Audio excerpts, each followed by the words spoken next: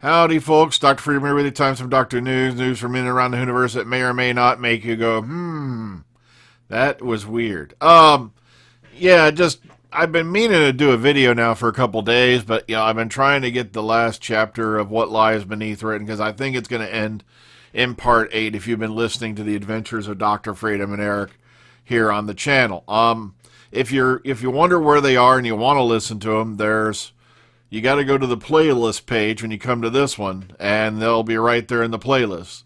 Like I said, first one was Skydark, second was Death Moon, third was Comes the Imperator, and of course we're on number 4 now, which is What Lies Beneath, and if all goes well, we'll be back for number 5, which is going to be Murder on the Shitanyu. And that's going to be an interesting one because it's going to have a lot of weirdness in it. But all right, but let's get off to the stuff you want to see, because I've just been busy as heck for this last couple days.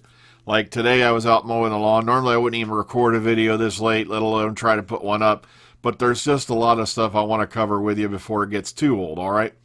So let's get into it. Let's get onto it. Here we go. Let's get this done. Okay, one quick mention. Today is the birthday, of course, of Janet Fielding, the original Mouth on Legs.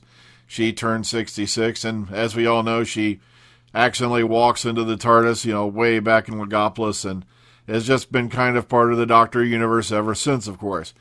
And here's the one that has a whole lot of channels biting their nails, pulling their hair, and screeching like they just crapped a cactus sideways out the rear. Turns out that, Jodie Whittaker and Doctor received 4 BAFTA Cymru nominations. All right, now, what's weird is, okay, first off, let's just go through them, and then we'll get to the weirdness, all right? Outstanding Actress, Jodie Whittaker is the Doctor. Excellence in Production Design, Arwell Wynne-Jones for Series 11, and, of course, the current TARDIS console room. But here's the one that weirded everybody out, and that is the production team for the Doctor falls for Outstanding Special and Visual Effects. Now, given how long ago this aired, I know DWPN made a tweet about it and got a tweet back from the Cymru Awards basically stating they had enough room apparently available in the thing. They decided they wanted to honor this particular, group. So they went ahead and added them in, and let the nomination go through, despite the fact I think this aired in 2017 now, if memory serves. So it's nice to see that at least someone in the Capaldi era is getting nominated for something, because I think Peter Capaldi got snubbed in so many ways. He had so many brilliant performances. He should have been walking away with armloads of BAFTAs, as far as I'm concerned. Outstanding Television Drama, Doctor Who. Of course, the 28th Annual British Academy Cymru Award Ceremony will take place on October 13th, 2019 at the St. David's Hall in Cardiff, and it will feature a special guest performance and, of course, Celebrity Award presenters. So, at least, here's the thing that I love about this whole situation. You got people out there stamping their feet, screaming that, Series 11 was the worst thing to happen to them since probably their last case of herpes. Well, and meanwhile, it's out there, it's brought the ratings back up in the show, it brought attention back to the show that was much needed, and also the fact that it is now being nominated for awards across the board. Now, of course, people are, it didn't win any, but still, the fact is the show is back on the scoreboard as far as getting nominated for stuff. And to me, that's the important angle here to remember. Jenna Coleman, by the way, she's going to be starring in a new drama, and this one's going to be weird because she's landed a new role in the forthcoming Netflix and BBC One drama, The Serpent. She'll be playing Marie-André Leclerc. I think I got it right. Forgive me, you people who are watching in France, if I just butchered the hell out of your accent and your language. Okay, very sorry.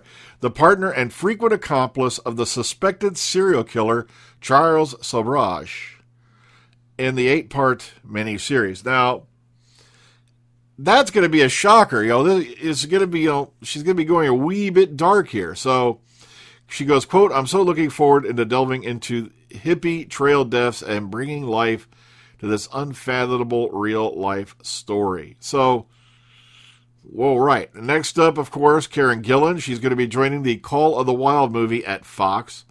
So, once again, Karen Gillan just smacking down roles left and right and center, on top of producing her own stuff.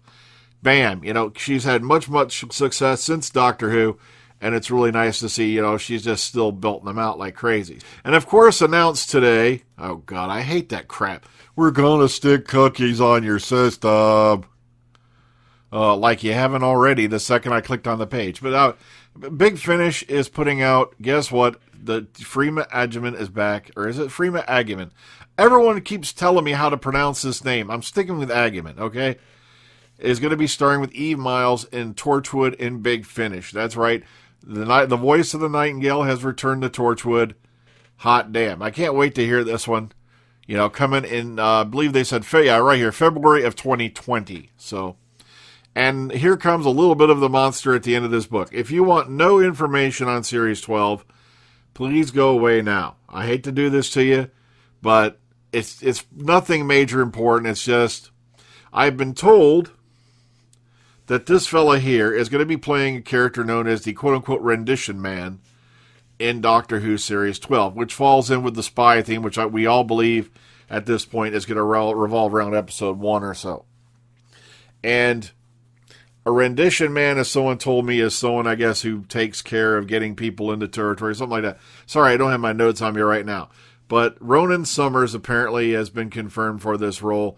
You know, of course, they kind of keep it vague here. It's for a popular long-running television show, but I have been told it's for Doctor Who. So a lot of weirdness going on out there still, of course. You know, it's just, I'm kind of hoping a lot of this would die down by now, you know, being as far along as we are.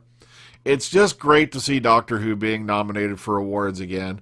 And there's still people out there who, for some crazy reason, are trying to make it sound like Jodie Whittaker is coming to their house at night and beating their kids in the dark with heavy mining equipment. And it just amazes the crap out of me, some of the stuff I've heard over the last just few days. I don't know. I guess I really don't want to go into it because I'm still stunned by what I heard. I really am.